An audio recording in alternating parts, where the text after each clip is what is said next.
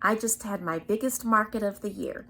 Stay tuned to see everything I sold, how much I made, hear some great stories, and if you watch till the end, I'll have some great tips and takeaways for you.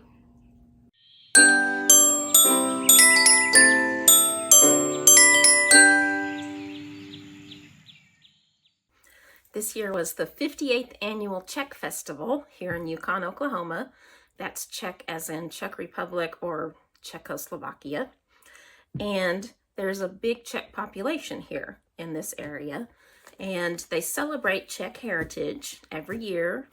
It's a huge event with around 30,000 people attending each year.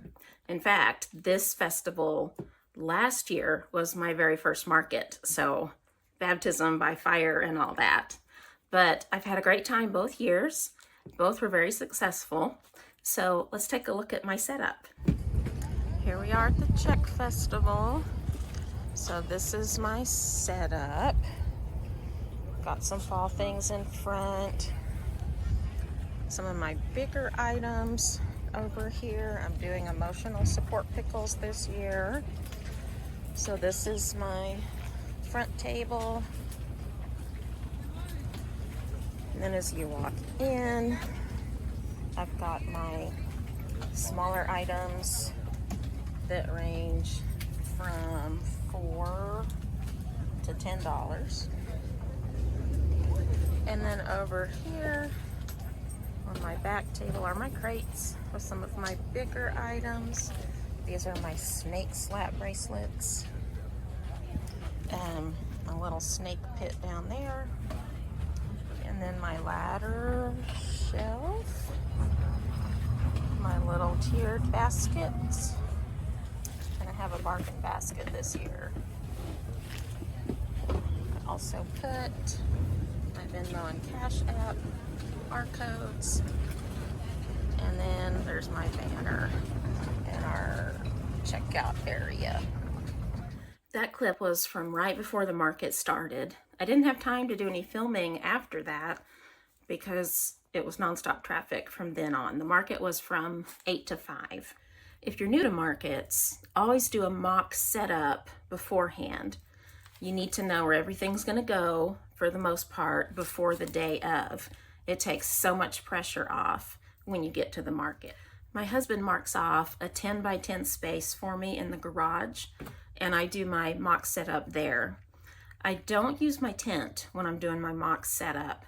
And if you have a tent and you do a mock setup without it, keep in mind that your practice setup is going to look a lot bigger and more spacious than your real setup when you get to the venue and have your tent set up. And that's because when it's not enclosed in a tent, like in the big open space of my garage, it looks very spacious. It looks like there's lots of room to walk around it. When really you set it up in your tent, there's not. So keep in mind that it's going to look a lot smaller when you have your tent walls enclosing it, or you're like this with your neighbors. And make sure you leave enough room for you and your customers to be comfortable moving around in there. All that being said, this was the first time that I used the Z setup for market, and I loved it. There was a clear traffic flow, and there was separation between me and the customers because I was sitting behind a table rather than out in front of the tables in a U shape where I felt like I was mingling with the customers all the time. So I really liked the Z setup. I would recommend trying it. I'm going to go through everything I sold. I'm not going to get into individual prices, but I will tell you my total when I'm done and the breakdown of the payment methods and how much came from each payment method. So the first thing I sold was a little grow goo. I'll put a picture up here. This pattern was called Yoda Bomb, and it was just a real simple version of it. I had 3 of those, and I sold 2. And a girl came by and bought one before the market even started. My next 2 items were from a bargain basket, And this is the first time I've done a bargain basket, and I just had a little bin about that big. And you know those things that just don't quite turn out the way you wanted them to? That's what I put in there. Also things that I'd carried to a few markets and they haven't moved. Some things that the first time I made the pattern didn't turn out great, but the next few were fine. Like all those practice runs or prototypes, they all went in the bargain basket. And that's the first thing that a lot of people went to, just because of the idea of it being a bargain. I went with 12 things, small things, in my bargain basket, and I came home with 4. So if you have some things like that, whip yourself up a bargain basket. So my next purchase was an alligator. He's called Gary the Gator. They're about that long. They're small, and I had 4 of those, and I sold 1. That person also bought a sweet kitty, which I have some right here. You never know from market to market what's going to be popular and what's going to sell. Because I had these, I made 7, and I took them to a market last year. I didn't sell a single one, and I thought they were so cute. Also, very simple and quick to make, but I didn't sell any of them. This year, I had them in the top of my little tiered basket, and I sold 4, I think.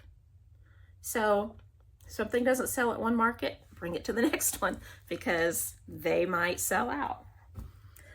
So, I sold a silly goose. You can see right here.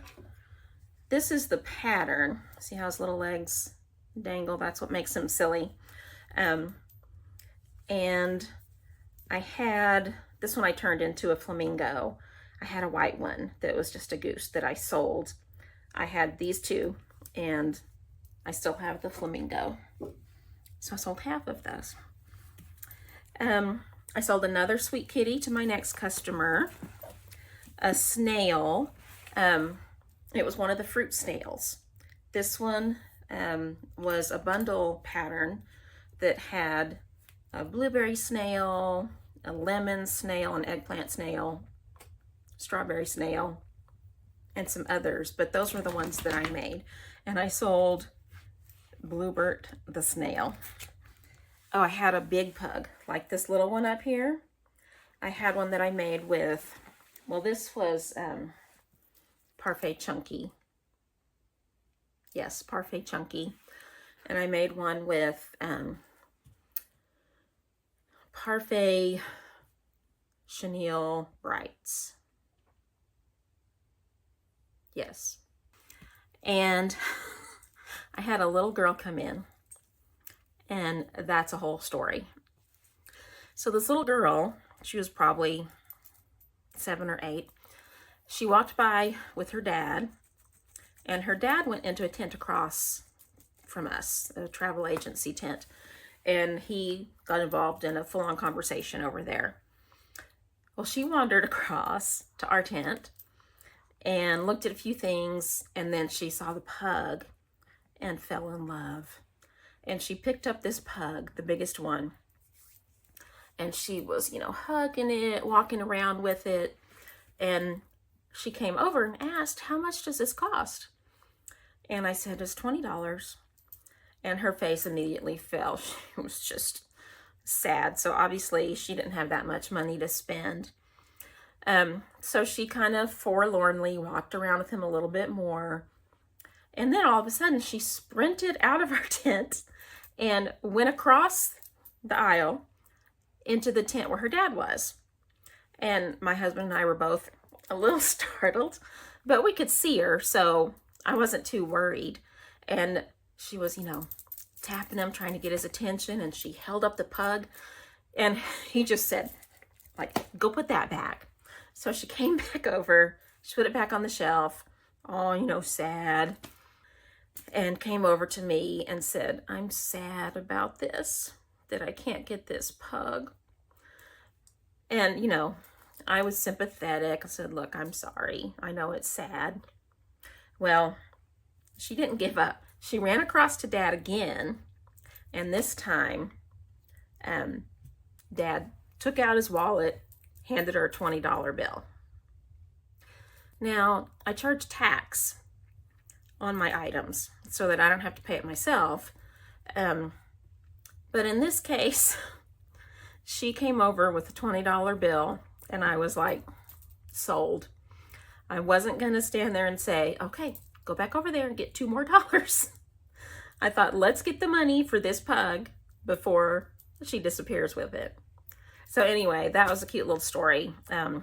Sold my big pug for $20. And the next thing, I sold a small ghost and a tiny, it was really about that big, a tiny little candy corn to one customer. Here's my pug. This is Gus. He is a pug chihuahua mix. Isn't he cute? Look, Gus. Look at the camera.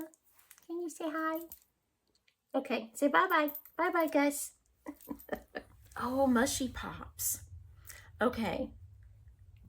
You know, mushrooms had their big craze. And I don't know if they still are. Well, I had this guy, this mushroom guy that I took, didn't sell him. Several people looked at him, but nobody pulled the trigger and bought him.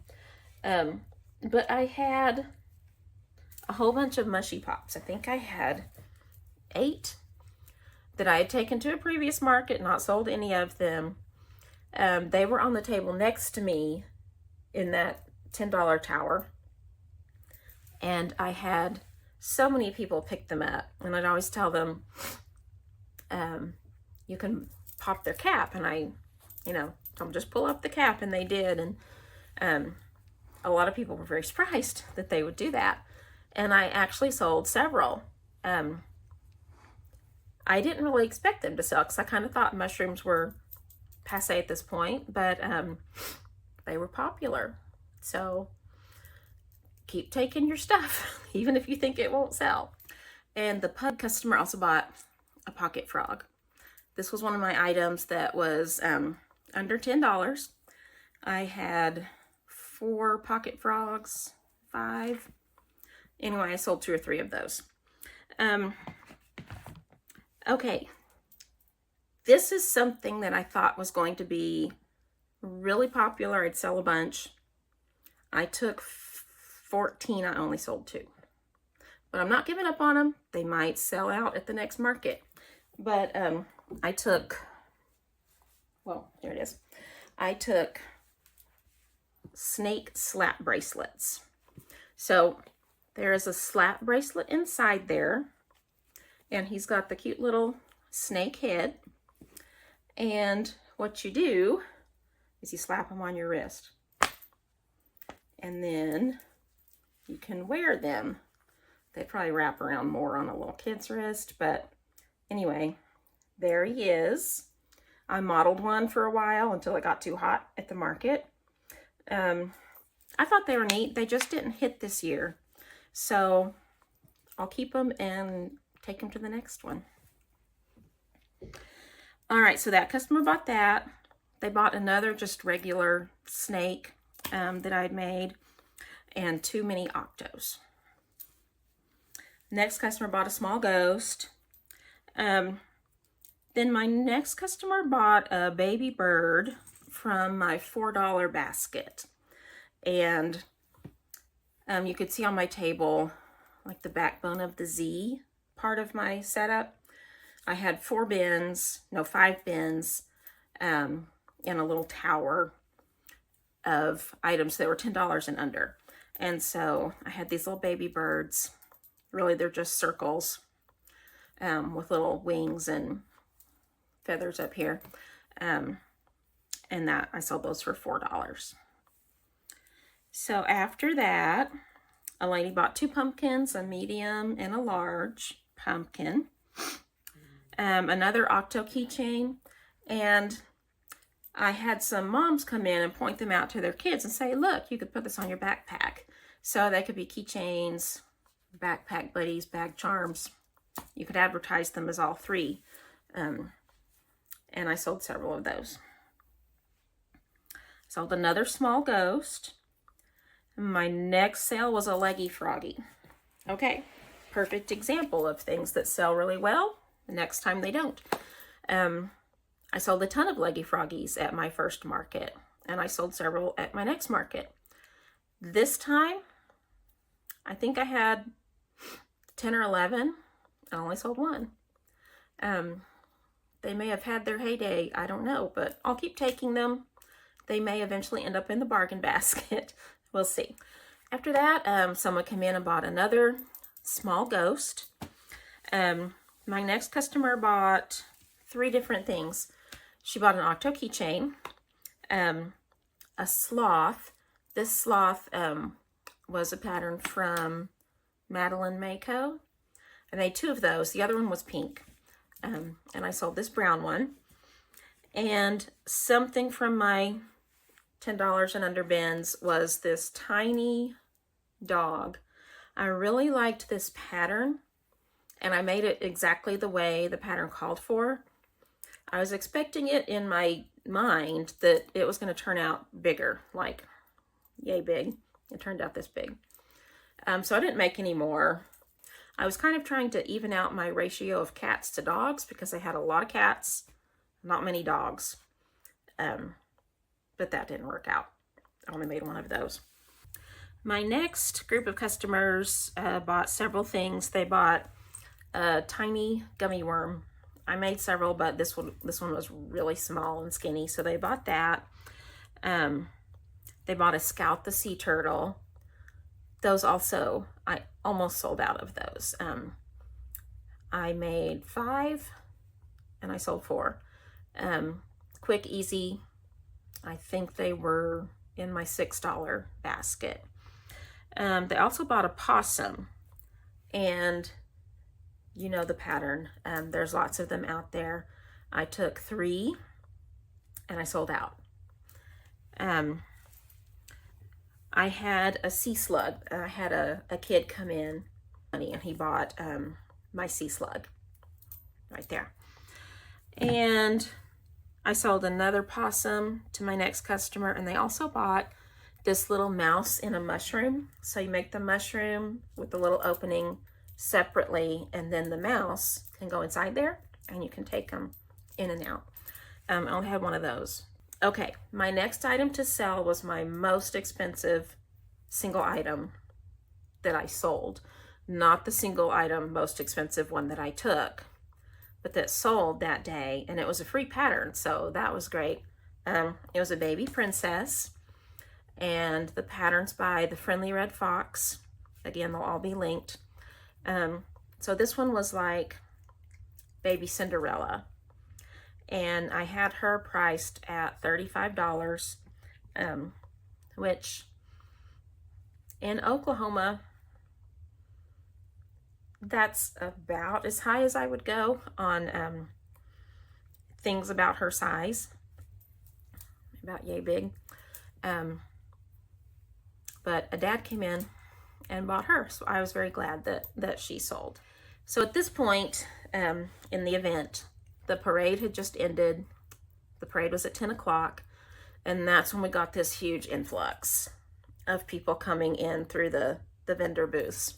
And so the next 2 transactions, what I have written down is several smalls, question mark, question mark, question mark, that totaled up to $23.95. And then my next one, I wrote more smalls with question marks that totaled up to $37.01. So I don't remember what they were. We were rushed off our feet right then, but I'm sure it was things from those $4, $6, $8, and $10 bins that were popular. You need to have a lot of those. Okay, Mabel chicken. I sold a couple. This customer bought one, and I had, you might have seen in the clip, the little barn-like thing that looks like a chicken coop, and I had them all in there. And you know, I've never had a rush on Mabel chickens, and maybe they can't see them well in that display. I don't know. I know a lot of other people use it and sell chickens, but I've probably made like 20 total over, you know, all these different markets, and I think I've sold 5 or 6 maybe in the lifetime of me selling chickens. So they're not a huge sell for me.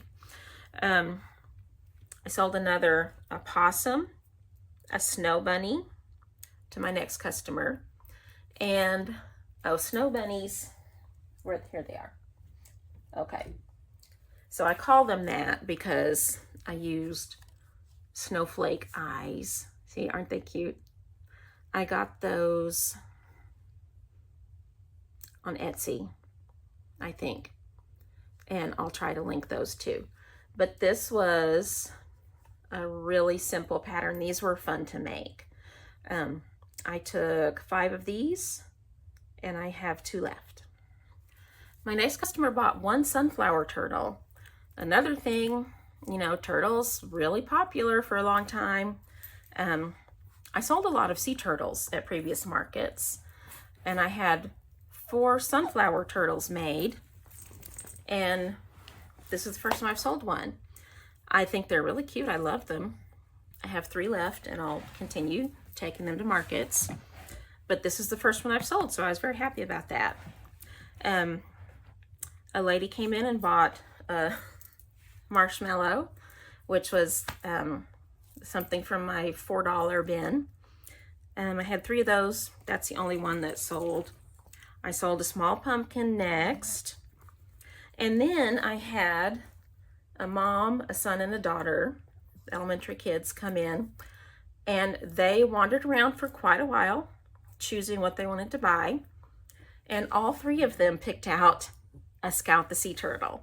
So at that point I only had 1 left in my $6 bins. My next customer bought like a medium-sized octo, left over from previous markets. A mini whale and a hamster were my next 2 items that I sold to my next customer. I sold another Grogu to the next one.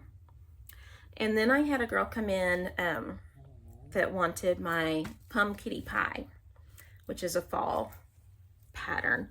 Little kitten popping out of a pumpkin pie. Super cute. I've only ever made 1. But she wanted to buy that really bad. So she left, and she came back with her parents and their credit card. So she did end up getting Pum Kitty Pie. I sold another sweet kitty. My next customer bought a flower keychain. And I sold my first ever emotional support pickle. So if you're a crocheter, you've seen the pickles. You've probably made several pickles yourself. So there's patterns. I don't even use a pattern. This is my biggest one. I sold some skinnier ones, but I just start with the magic circle and increase. I think this one, what did I do? 1, 2, 3, 4, 5. I think I did 5 increase rounds. And then just every now and then put a bobble for his little bumps. Did his face. Quick, super easy. They're funny. I had this little gingham ribbon that I used to tie on his tags. I got these off Etsy, and they say emotional support pickle. Life isn't always all bread and butter. So this pickle is here to help you deal with all that life throws your way. And it's got a cute little pickle picture on there. Also from Etsy, and I will link those in my Google Doc as well. I sold 2 of these. Oh, and that person also bought a medium octo. Okay, I made a big Space Invader. You all have seen that pattern more than likely. Usually they're I think the pattern, if you make it exactly like it calls for, is about this big. I used jumbo 7-weight yarn, and I think an 8 or 9 hook, and so mine turned out really big. And I had them displayed with my Grogu's. I wasn't sure he would sell. He was one of my higher priced items, but a teenage girl came and budgeted out her money, and she bought my biggest Space Invader. So I was glad that someone took him home. I also have him as a little tiny keychain that I made with worsted weight and a 3 or 4 size hook. And that also sold. So a lot of people came in and bought just one thing. So my next few customers did that. Someone bought a hamster, which I made 6 of these, different hook sizes, different yarns. I just kind of experimented with them. The next one bought my large ghost, and then I sold a pumpkin. My next customer also bought an emotional support pickle and a tutu mouse, or a ballerina mouse. This was one of my favorite things that didn't do as well as I thought they would. So here's one. So she's a little mouse with her little tutu. She has a little tail, and here's her little arms and bobble feet. And I made 2 just like this, 2 big white ones. I made a big gray one, a small gray one, and 2 like medium-sized brown ones. The small gray one is the one that sold. It's the only one that sold. So I don't know what's up with that, because I mean, look how cute they are. I thought that these would go really quickly. I may keep one for myself, for my studio, and then they'll go to the next market, and we'll see how they do. My next customer bought a baby dragon. Now I had a big dragon, the knotting hook crochet dragon, that didn't sell. It was expensive. I had a couple of little palm dragons. I didn't sell either one of those, but I made these 2 baby dragons. It was an Instagram free pattern, and I sold this one. Another cactus, one more Mabel chicken. I sold this small alien with antennas. My next customer bought an octo keychain and this little SpongeBob that I made. It was in my $6 tub. That's the only one I've ever done. Oh, so my first loaf cat. Now here's a couple of them. These are the 2 I have left. So I took 5 and I sold 3. I sold a small whale to my next customer. I had made, I went through a period where I made several snails and slugs, and I had a pattern called Gino the slug, and he's wearing a little baseball cap, and he's got, you know, like the ruffle kind of the bottom of the snail. So he was really cute. I sold him. I also had the first one I made in my bargain basket because he was not great, but somebody bought him anyway. They also bought a fuzzy bunny. And now I talked about that fuzzy bunny in a previous video. I think it was my May Makes video, because I didn't think the fuzz really worked out. You can judge for yourself, but he had little overalls on. He was cute. Oh, and that customer also bought my Space Invader keychain. I forgot, they also bought my Pop-Tart keychain. So that was my biggest sale, my most expensive transaction for one customer. They bought the slug, the fuzzy bunny, Space Invader keychain, Pop-Tart keychain. So that was $62. I sold another mushy pop after that. Then a customer came and bought a monkey, I think. Oh yeah, here he is. This baby Marcel monkey. I took 4 of these. I had a pink one and a purple and 2 browns, and somebody bought my other brown one. My next customer bought a mouse and a snow bunny. So the snow bunny that you've seen before, and here's my mouse. This was another favorite of mine. I had 3 that were this light gray and 2 that were the dark gray. And a little boy bought the dark gray one, and I think his sister bought the bunny. But I have a story about the mouse. So I had these 5 mice out on my ladder shelf. These 3 light ones and the 2 dark ones, and I had sold 1 dark one, so I had 1 left. And a lady who was probably about 40 came up to me kind of in a conspiratorial manner, and like, you know, like this. And she said, I want to buy that gray mouse. And I was going to use Apple Pay, but my phone died. Okay. She didn't have any other way to pay. So she said, I'm going to go back to my car, which was really far away, huge event, and I'm going to recharge it. And then I'll come back and get this mouse. Do you think you could hold it for me? And this is something you need to kind of think about ahead of time and know what you're going to do. You can't anticipate every customer request, but this one happens fairly often. So I don't do that. I said, oh, I don't think I could do that. But come back and check. We'll be here until 5 o'clock. She walked off. She wasn't really happy. She kind of muttered, well, it might not be here at 5 o'clock.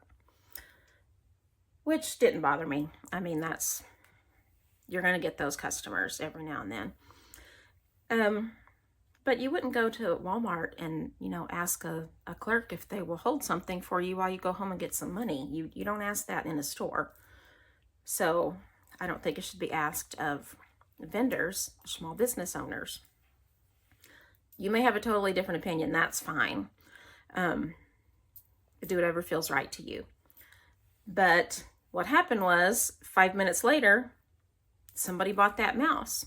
And I think it was people that were in the tent at the same time she was asking me that. So I would have missed that sale. And she didn't come back. Well, she did, but it was when we were packing up. Everybody was packing up, and she saw us packing, and she just left.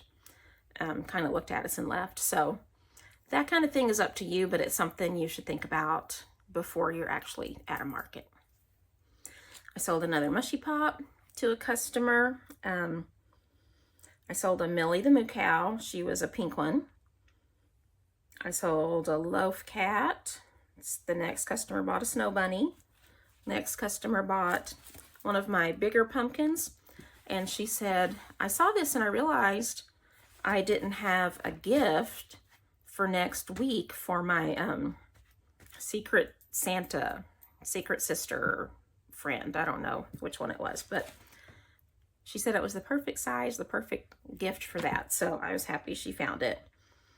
I sold a really small T-Rex. It was in my $10 bin. 2 of my $4 baby birds were next. 2 little girls came and bought those. My next customer bought my 1 capybara that I've ever made. And I love the capybara patterns. I've just only ever made that one. And he was kind of small. So he was in my $10 bin as well. We're getting close to the end here. My next customer bought a loaf cat and one of these, where'd he go? One of these mice. And then from my bargain basket, I had this little dino that I went all crazy and put way too many spikes on him. So into the bargain basket he went. we're getting down to my last few customers. The next one bought a small loaf cat and a Mabel chicken. The next one bought an elephant. This is a Madeline Mako pattern. I sold another Octo keychain. And okay, another story time for my very last item that I sold. So this was at the very end of the day. And it had been like almost 90 degrees, which in Oklahoma really isn't that hot. But when you've been outside for 12, 13 hours, it's hot. I mean, we were just, you know, soaking in sweat all day. We were exhausted. And so when 5 o'clock came, everybody was packing up in record time. So we had all the plushies back in our bins. We had the tablecloths off, the tables down, all of the display items in boxes. I think our tent was still up. The walls were down. But anyway, I was kind of off to the side packing a box. My husband was under the tent still. And I heard a lady saying, "Sir? Sir?" And I looked over, and this mom and her little girl had come up to my husband and were asking him, "How much is that little flower doll?" And she was pointing to a bin, and she could see the flower doll in there. It was about this big, like at the bottom of the bin. And she said, we walked around all day. We kept seeing people with your stuff, and we wanted to come by, but we didn't get here until now. That's fine. So they wanted to buy this little doll. So opened up the bin, dug down in there, got the flower doll out, and it was $8. Well, the little girl was paying for it herself, and she got out a $20 bill. So then we got another bin that we had to completely empty to get the cash box out so that we could make change for her. And I didn't mess with tax on that one either. So she got her flower doll. But you know, a sale's a sale. So that was the very last thing we sold. Okay, so the grand total of all of those sales was $1,100. It was $1,300 with tax, but when you take that out, we netted $1,100. So it was a good day. The group of items that I sold the most things from was my $10 and under. And I found that to be true at all the markets I've gone to. So I think I had $1,000 of inventory in just $10 and under items. Some people come in, that's all they look at. Kids, you know, if they have their own money, that's what they can afford. Even teenagers and, you know, college kids will come in and buy those things. So no matter what kind of market you go to, you'll want to have a big supply of your cheaper items. $10 and under are always a great seller for me. So some takeaways from this market. The big one, $10 and under. Just have a variety of prices. You can have really expensive things. I had my most expensive item that I had there was a really tall giraffe for $60. It didn't sell. A lady did come by and say she really wanted to buy it, and she wished that she had another grandbaby on the way so she could buy it, but she wasn't in a position to buy it yet. So have a large selection of prices, you know, a varying range, but have a lot of small, inexpensive items too. So another tip or takeaway that I've found to be true at every market I've done is to set up as early as the event will allow you to. So for this one, the event was on Saturday, and we were able to go Friday at 1 o'clock. And we had from 1 to 7 that we could be there and set up. So we took our tent and set that up. We set up the tables in my Z formation inside. I put the tablecloths on. We took all my display items, my boxes, baskets, trays, crates, and I got all of those arranged exactly as I had done them in my mock setup. So the next day, when we got there, all I had to do was put the plushies in. We bought tent walls this year. It was the first time we had actual tent walls. And when we were done with everything, we just zipped it all up inside the tent. Now, this event, since it's such a large event, they do have security that patrols it at night. You know, the night, Friday night between. Come here. Come here. Excuse me a minute. This is Cricket. She's our other baby. And I have everything kind of blocked off in here while I'm filming, so she can't get up in the chair. So here you go, Cricket. Hop up there. Okay. Some people go and set up even their merchandise and leave it overnight without even having tent walls. And I would not do that. But I felt fine leaving our tent and the tables and crates and all of that. And the next morning, you have to have everything unloaded and have your car moved off the street by 6 a.m. So we get up at like 4:30 on that day, and you take a flashlight and you're working in the dark for the first 2 hours. So we took all our plushies on that day, and it still took me almost 2 hours to get them all set up and where I wanted them. And I had made some new items since I had done my mock setup, so that kind of threw everything off, and I had to figure out where the new things went. But take advantage of all the time to set up that the event will allow you to. One thing we did this year that we hadn't really done before was we had a small ice chest, maybe about yay big. And so we took some cans of soda, some water bottles, and I made sandwiches. So we had some chips and stuff, and so we ate those sandwiches for lunch. Now, there's lots of fun food to eat at these events, and we never have because we've just been so busy. There's not a time that I feel comfortable, you know, letting him go. He takes care of all the cash sales for me because I can't count in my head. So lunchtime's very busy, so we just ate our sandwiches and we saved money that way too. But having those water bottles and the extra drinks were a lifesaver on this hot day.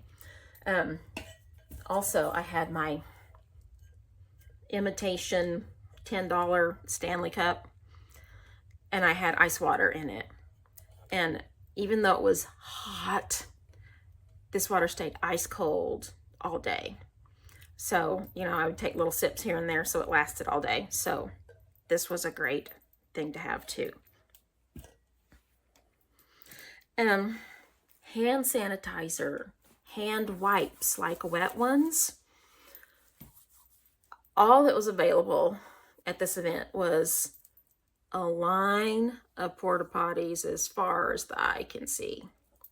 So you can imagine.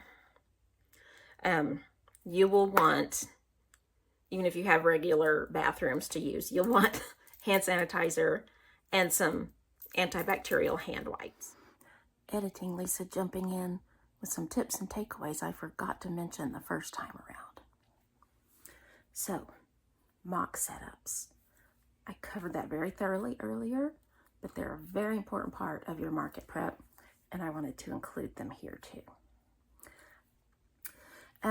Also, if you take 12 items or 12 things of one pattern to a market and you sell 0, don't leave them at home next time. Go ahead and bring them to your next market and the market after that, because the very next time they may be the most popular thing that you bring. So you never know what's going to sell. Keep that in mind and take everything you've made. Some things may eventually wind up in the bargain basket, or they might be your best seller the next time. Know ahead of time if you will be willing to hold items for customers who say they're coming back, or if you're willing to bargain with customers who tell you that they don't want to pay $10 for your Leggy Froggy, but they'll give you $7. I've had that happen before too. And that time I did it. I accepted their offer because it was a little girl who was telling me she'd pay $9 instead of $10 for, I think it was a bunny rabbit. I don't know if I do it now, but that's something you should think about ahead of time so you're not completely caught off guard when a customer comes up and makes those kind of requests, and they will. So think about that. I covered bargain baskets really thoroughly too earlier, but I want to add one more thing. If you're putting items in your bargain basket and you took them to a previous market and they still have those original price tags on them, don't take those off. Leave those on there. Mark through the original price and write the new lower price underneath so that they can see how much money they're saving. That's just a little psychological trick that works on me when I go to the department store and I pick up a blouse and I look at the price tag and I see that it was $45 originally and now it's only $12. If it fits, I'm buying it. So use all the tricks in your book. I think my biggest market takeaway from this would be make sure you can accept credit cards. So I got a square reader, the little thing you attach to your phone, and this was the first market that I'd had this. I'd always accepted Cash App and Venmo, cash of course, but this time, here was my breakdown. From that $1,100, $620 was through credit cards. That's what most people want to use. It's easy for them. And really with the square reader, it's easy for me too. It was so easy. I was scared of it at first, but it worked great. There was not any glitches or anything. I got my money like 2-3 days later. It was deposited in the bank. Just find a way to be able to do that. I recommend getting a square reader. So 620 credit card sales. About $150 came through Cash App and Venmo. And then the remaining 330 or so was cash sales. So people will use all three. It was a great market. I sold a lot of inventory, found a way to move some of my less than stellar inventory through my bargain basket. That worked really well. Had a great time. So thank you so much for watching, and I'll see you in the next video. Bye. Don't forget to check out the attached Google Doc for all of the pattern links.